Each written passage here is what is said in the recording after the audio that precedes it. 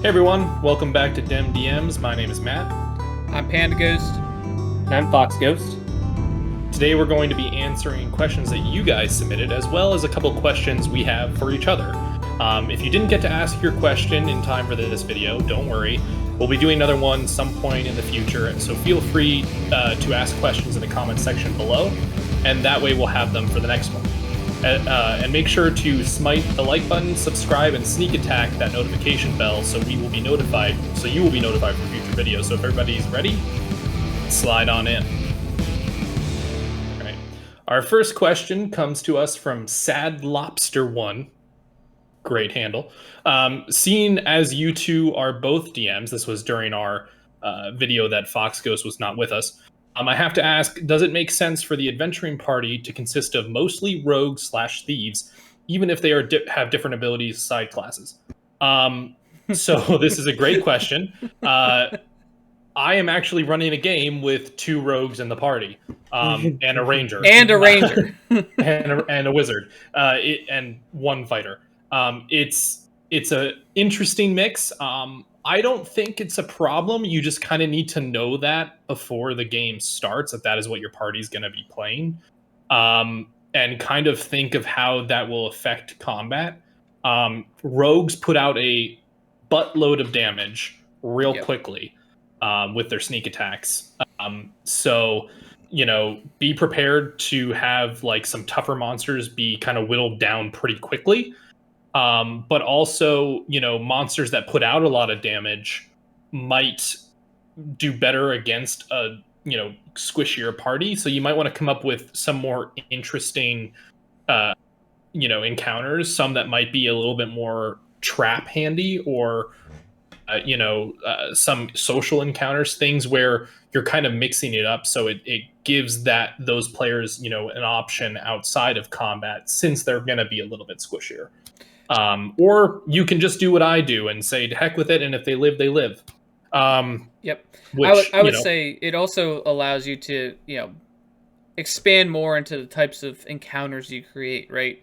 If you have a party that's mostly rogues or dex-based classes, right, you can throw in a lot more covert operations, right? More sneaking around kind of encounters, right? So, that does take more planning to be like, oh, is this an encounter that the party can utilize their sneaking abilities? But, it might make for more interesting situations, like especially if they get caught, right?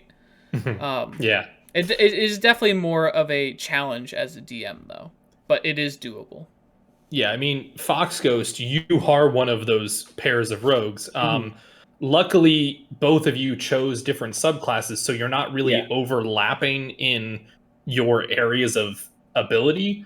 Because he's a little bit more, dex and fighty. You're a little bit more investigative, so you have some role outside of combat as well. Right, as well as that's also the one that took 5 levels of cleric. So it's a very weird. I'm not a pure rogue. It's a really weird rogue, in fact. But it's definitely more on the.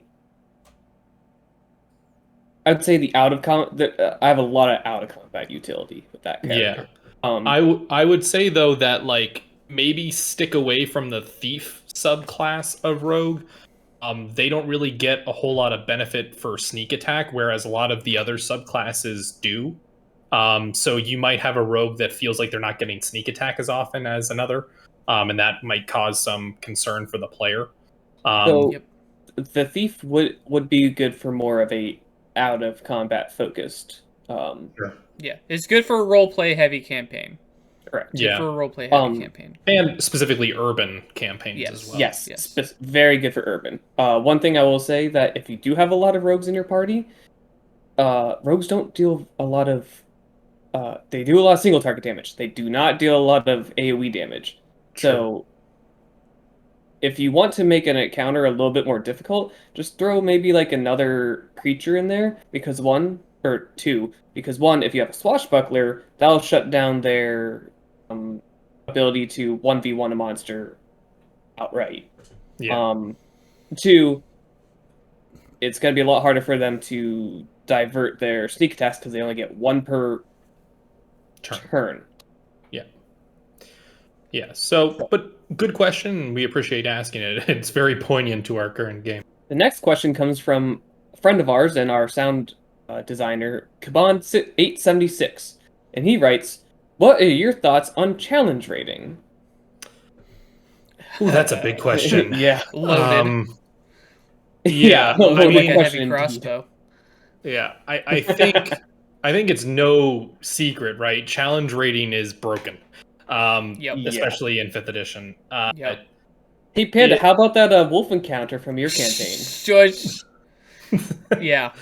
Yeah, I mean the problem is I feel like the way that challenge rating was done earlier, like during the monster manual setup and everything like that, was kind of taken in context of like how healthy or like how much health a monster had and how many attacks they had, right? Right. Which is makes sense, but at the same time, like you could have a shadow that really that no matter how much hit points somebody has, as long as they can get down their strength, they kill you. Right. You know what I mean? Exactly. Which is a much smaller number. So like a shadow or a couple of shadows that come out and fight a level 20 paladin, right? They might get through a couple of them, but the paladin only has so much strength. You know what I mean? You're taking even worse, a wizard.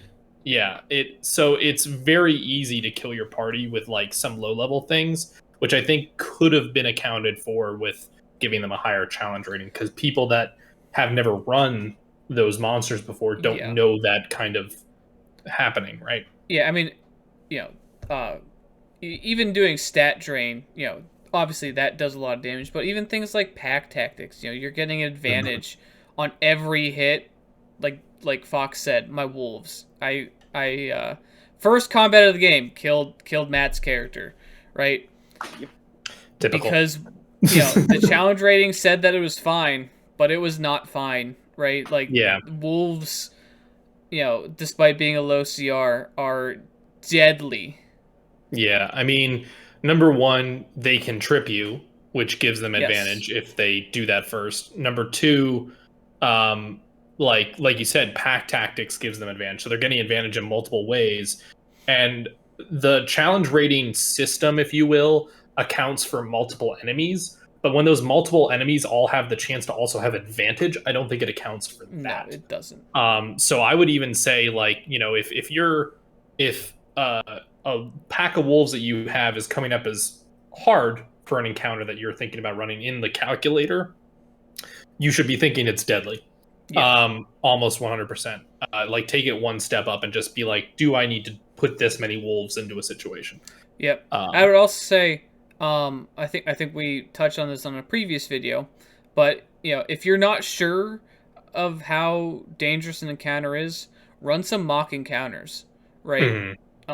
It could be a pain in the butt, but you don't have to use every, it just has to be a basic character, right? They're just throwing, like, the spellcaster's just throwing out fire bolts, the wizard's just the fighter's just hitting, the rogue sneak attacking, like, be real bare bones with it, but run through a mock encounter and see how that mock encounter goes for you. Yeah, I mean, also, challenge rating doesn't take into account your players, right? So, even a group of 4 players, which challenge rating is supposed to account for, can't account for all the magic items they have, what abilities they have. Like a fireball at the beginning of an encounter of pack of wolves can wipe out that pack of wolves. You know what I mean? It's a lot soften different. them up quite a bit.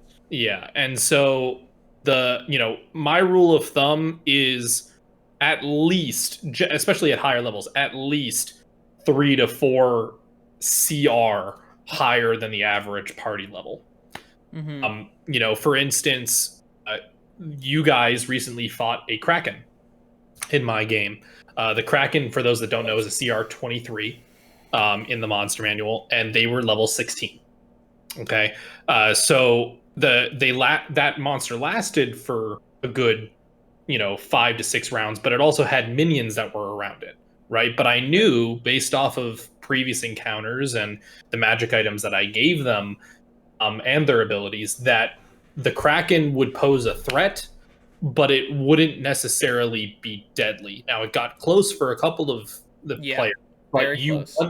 You want that to happen in a big fight like that. Right. So that was okay for me, right? So being in the deadly range does not mean it's inherently going to wipe out your party, but it's something to consider. If this does get to a point where I'm getting close to TPKing, what am I going to do? Because I don't necessarily want there to be a TPK, right? You want them to continue on.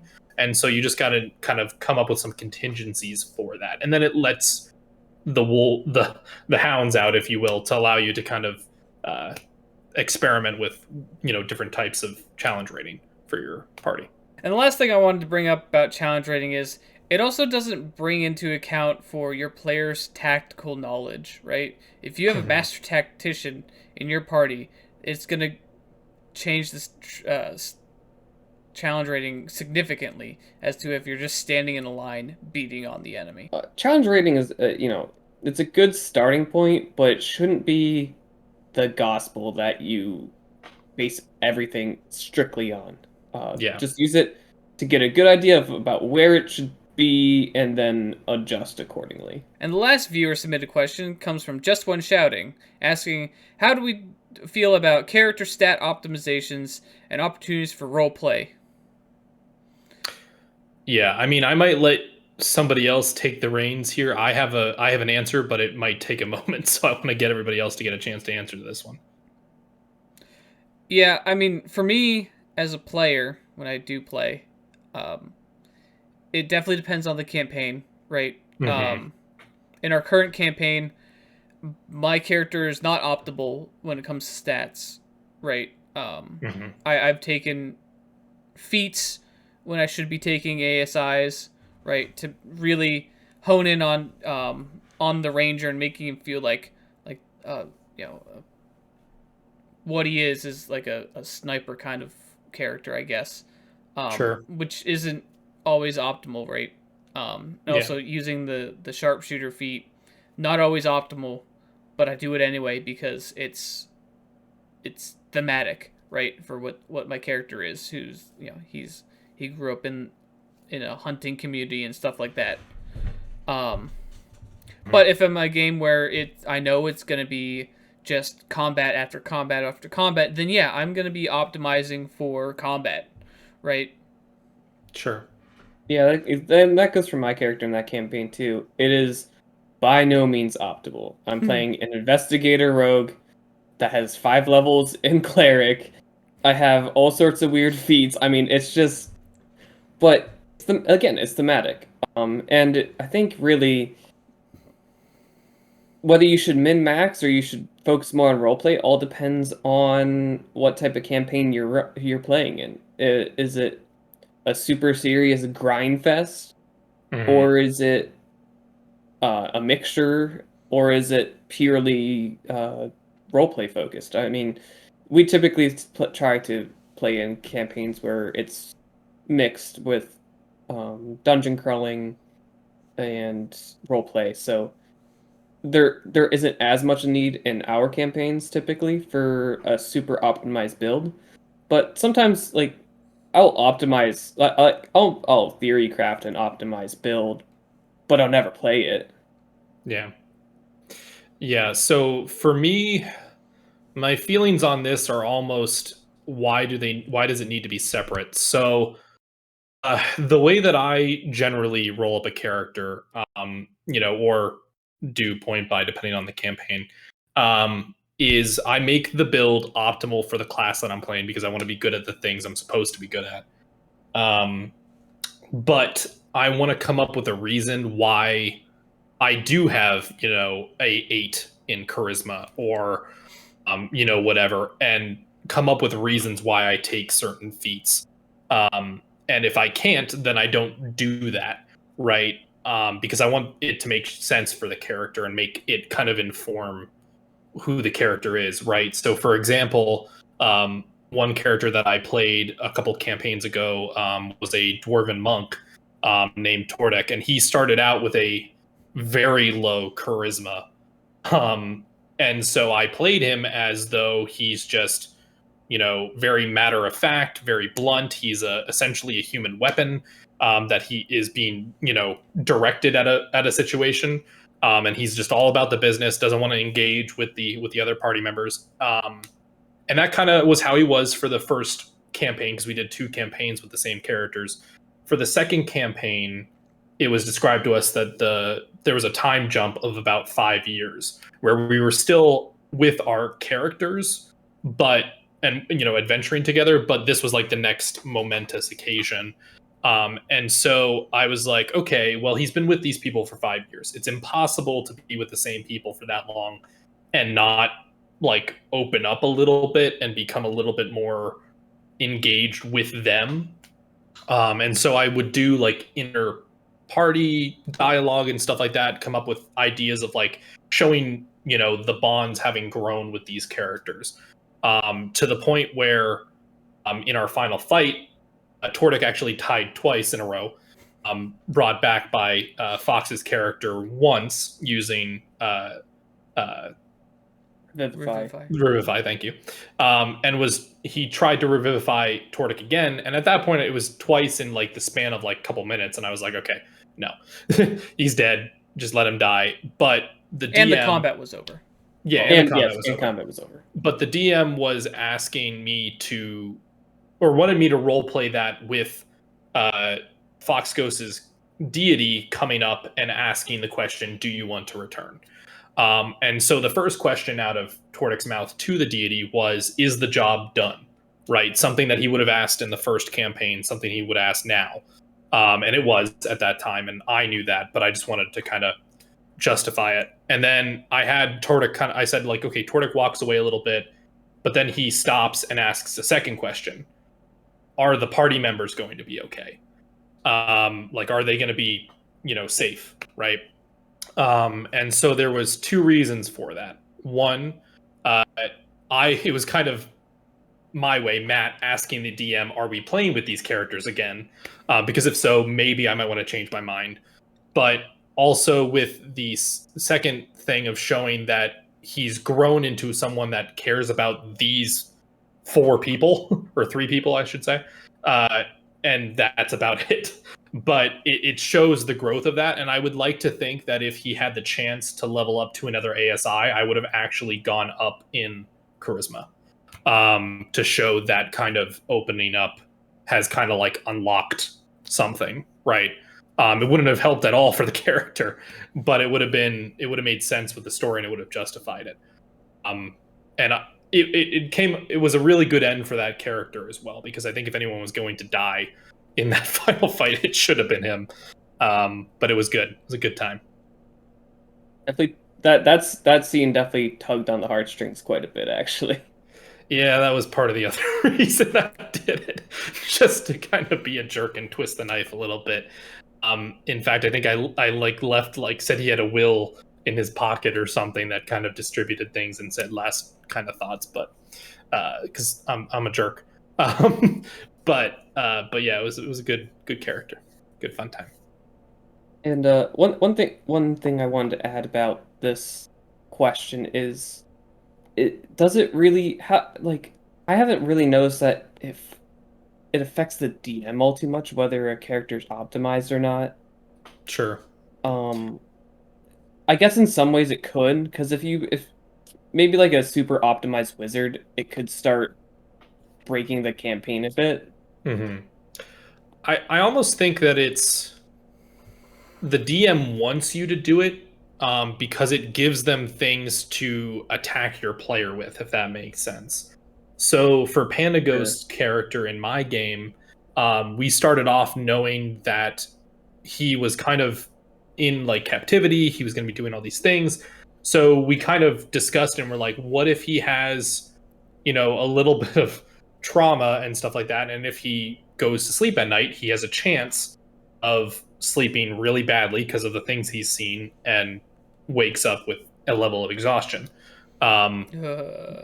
which was a kind of a pain in the butt for that character for a while, and did not make him optimal, but it made sense for what the character had gone through and the story that he had gone through, and then it made it even more interesting later on when he overcame that, by kind of engaging with another character, or another NPC, I should say. So yeah, I mean, it gives your DM ammunition, not against you, that's the wrong word, but to challenge you as a player at something you're not good at, right? You know, the barbarian haggling over cost of something, you know, or Oh my god, that just reminded me of a webcomic I've been reading. or something that would just otherwise not be their forte, but give them the chance to try something new that's outside of their character's expertise. Now we're going to be moving into questions that we have for each other.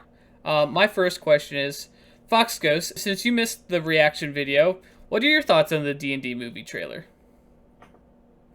I love it. It's so good. Like just especially seeing some like the monsters, like that we've encountered, you know, through our years of playing D&D. Like they jump into a gelatinous cube. I mean, that's just, and they're just like, oh, it's so good. It's a typical like player's stupid plan. Exactly. It's just so good. Yeah. Also, because like one of my favorite magic items in the game is a cloak of displacement. That is a displacer beast in there, isn't it? It is. That's like, oh my god, it's a displacer beast. Yeah, what's weird is it feels like some of the it feels like I did when I saw like the Pokemon movie trailer, where it's just like, this is so weird seeing this mixed with live action. I'm not used to it. It's jarring at first, but it's so cool. It's so I didn't get that. I oh really? honestly, like, the CGI just, it wasn't so like the CGI was to the point where it's like, this feels realistic enough where maybe it's just because I have a good imagination. I don't know. But to me, it felt very like, yeah, this is exactly what they would look like if we were to go out and encounter one right now. Well, I think the engineers are the ILM people from that was started for the Star Wars movies and stuff like that. And they're real big names, so that'll be cool to see their take on everything and how well it comes together. But yeah, it's really cool. Also, the freaking owlbear, man. Yeah. Freaking owlbear, I love it. Yeah, I mean, it begs the. I mean, it's going around like crazy right now. Everyone has the question, does that work? You know what I mean? And two things. One, they can do it if they want to. You know what I mean? It's the same. It's the rule of cool, right? If it's cool, do it. Oh yeah. But also, like, there is the idea that could this be a new subclass that they are kind of backdoor introducing to us as a community? You know, something that could come out in like a book in the future after the movie comes out, which would be really nice.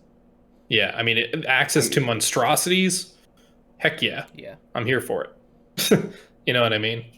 I'm always good for new subclasses. I think that's one of the shortcomings of where 5e's at right now is we don't have very many subclasses. And maybe that's just because we came from 3.5 and there were just so many supplemental books that you could pretty much do whatever you wanted. Because like when 5e first came out, it's like I can't do anything. The next question I have is for you, Matt. Okay. How do you get your players? Well, you've DM for more than just us, but how do you get your players to roleplay more?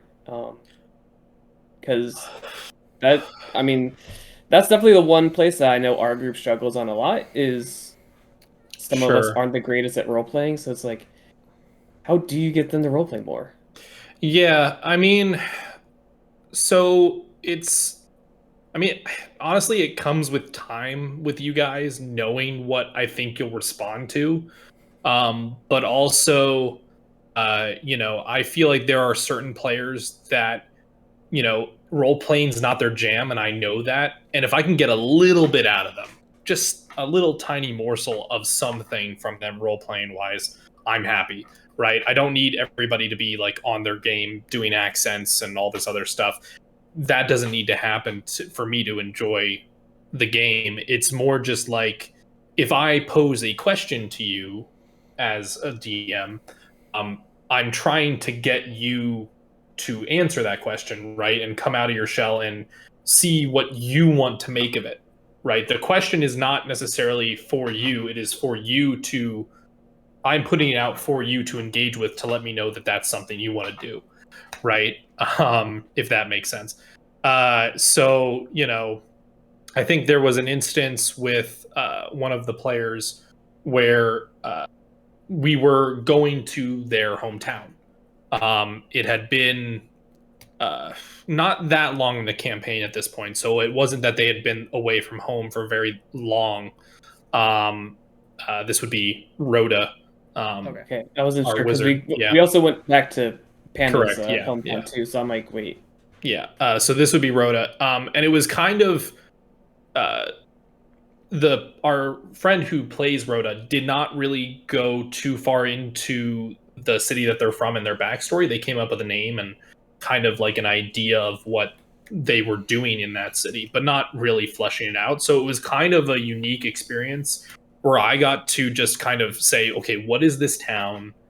What are like the norms and the culture like here, and kind of present it to the player, and try and see if I could get them to engage with it, as well as give them NPCs that they, as players, knew, or sorry, as characters knew, and tried to get them to engage in new storylines. That's where Rhoda was given a storyline to locate a ancient text of different magics, and so that was kind of my way of starting the conversation about letting them find a vestige of divergence, because that was something I wanted to kind of engage with in that game, because we are playing the Critical Role world. And if they would have just kind of brushed it off, that story wouldn't have become anything. But they took the initiative and said, hey, this is something, when we get to a point where it makes sense, I would like to go for this. This is something I want to engage with and try to figure out more. And I was pleasantly surprised, because I didn't know how they were going to take that, if that was going to be something they were going to want to pick up and run with, or if it was just going to be like, oh, okay, it's a book, it's a magic book. If we get to see it, we'll see it. You know what I mean? Or like if they were going to rely on me to kind of put it in their path, right? And I was surprised that it wasn't that way. So I would just say, like, it's, the player is wanting to only really engage, like players that have a hard time with role playing want to engage in things that are going to be worth it for their character. Just having a bartender be like, hey, what do you want to drink, right, does not give them the same, you know, reason for role playing and role playing that encounter out, as opposed to you know, there's an ancient text that we need you to pick up in order for you to gain access back into this college of magic that you've been expelled from, right? That is more engaging to that player and will be more likely to role play for that. And so I would just recommend trying to, when you are trying to get someone to engage with role play more, make it worth it for them. Don't have them have to role play every single merchant. They're going to hate you for it.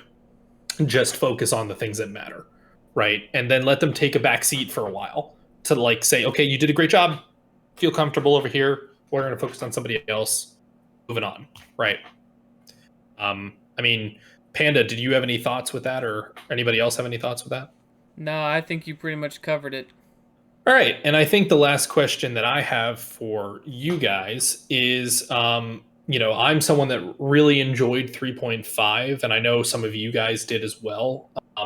So what is something that you missed from 3.5 that isn't in 5th edition? Not something that they changed, but something that they might have left out entirely that you would like to see them bring back. Left out entirely. Mm-hmm. I don't know if you consider it left out entirely or changed, but it's the way that the weapon, like the variety of weapons, and Sure. how crits are handled with. Well, I guess it is something that they left out, which is confirming criticals, right? Mm. Well, and just crit ranges in general. as well. Like everything's a crit 20. Right. Yeah, I mean there are special occurrences in 5th edition where it goes 19 and 20, but for the most part it's on a 20. Right. Yeah. Which you would think that in 5th edition that would be the superior way to do it, confirming criticals, because AC is on average much lower than it was in 3.5. It's much easier to get crits now than it was in 3.5. With the confirming, you mean? Yeah, with the confirming, like, it makes getting crits harder, but that's okay because in 5th edition, the average AC is much lower. Sure. Yeah. And also, because that provided a reason why you may take one weapon over another.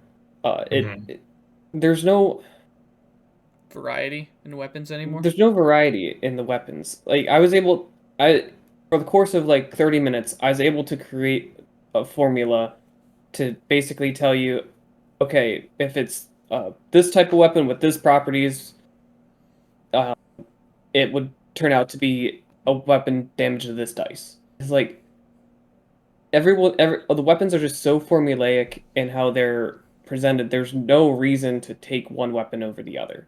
Right. Maybe for damage type, but there's there's no real reason to take a weapon for its damage type in the first place either. Yeah. The only time you run into reasons why to take one weapon or the other is like if you're a rogue and you need a finesse weapon, which don't get me started on that. Or if you're a halfling or a smaller character, you can't use a heavy weapon, which 3.5 actually had different dice depending on what size character you were, and you couldn't use say I was a halfling, I couldn't use a longsword made for a medium-sized character. Yeah. So I don't know. I think the weapon system in 5e is dog. Yes, it is. There's no effort into it, and it's kind of frustrating. Sure. I mean, I think for me as well, one thing that I really miss like the crafting side of the game. There was actual rules for it, and there were actual feats that you could take in 3.5 to be better at it. Yeah, there was a scroll crafting feat, a weapon crafting feat, a wand, a magic item, like I think there was a special one for wands and a special one for wondrous rings items and potions and all kinds of things. Yeah, and so I think what the benefit of that was having that crafting system was allowing the players to make suggestions to the DM as far as what magic items they wanted without just outright saying, yes, you can do that. It puts a way for the DM to put a roadblock in front of you if they think that's a little bit too powerful without outright saying no, right? Like you need all these things and you need to go quest for these items to make this weapon. You know what I mean? And it gives it a little bit more interest than just, the player or the DM having to come up with something that the player might be like, okay, this is a cool bow. I don't know. Like, I don't know if I want this. Right. Yeah. And that also gave, because of they had such well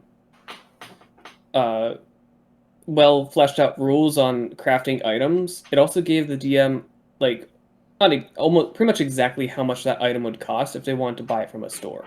Now you have ranges for what this magic item should cost, and it's like, well, this rare item and this rare item, they could be totally different prices. Yeah. And even though one rare item would be much easier to craft than another rare item, so I don't know. Yeah. I think what's really interesting too is that with the crafting system in 3.5, especially, let's say you're crafting a magical weapon, usually the fighter needed some sort of spellcaster to make it for them, right? It wasn't that, you could go out and buy it and you could commission it if that's something you wanted to do, and the DM could figure out the cost of that. But the players could help each other make an item, And that was interesting because it gives like a player another role to do. Like the wizard can now also be an enchanter that does some things over here, as well as it allows the players to get attached to a magic item because they made it. It's theirs. It's not something found in the DMG necessarily. It's something they can call their own, right? Mm-hmm. But thank you. That I was interested to see your thoughts on that. Oh, and back to weapons though. Masterwork items are just gone. Sure. Yeah. They're So, one last thing I want to make a point of is just the general thing I miss from 3.5. I mentioned this earlier, but 3.5 to 5e feels like a lot less. It feels like it's lacking a major amount of customization for your character. It seems like all the arguments we make about what we don't like about 5e boils down to that. Sure. It just feels way more rigid in terms of things you can do. Yeah, Which and I think know the reasons for it, or I don't know the reasons, but I have a pretty good idea why Wizards did this. But at the same time, I don't know. I will say they definitely simplified a lot of the problems with, because 3.5 had its problems. And they definitely simplified things that were needlessly complicated, like the advantage system. Like that, I think that's way better than adding, subtracting, all sorts of different modifiers for when you attack. Like your situational modifiers.